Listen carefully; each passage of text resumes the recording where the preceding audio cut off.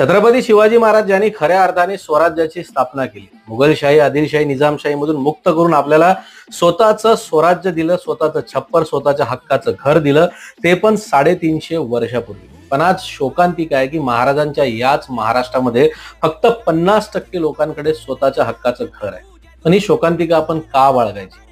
पुढच्या शिवजयंतीपर्यंत आपण शपथ घ्यायची आहे की स्वतःचं हक्काचं घर असेल आणि त्या घरात आम्ही शिवजयंतीच्या दिवशी प्रवेश करू. त्यासाठी आम्ही विराट प्रॉपर्टीज आपल्यासोबत आहोत. विराट प्रॉपर्टीजचा धर्म आणि कर्तव्य आहे की प्रत्येक सामान्य व्यक्तीला आपल्या हक्काचं घर मिळवून देणं.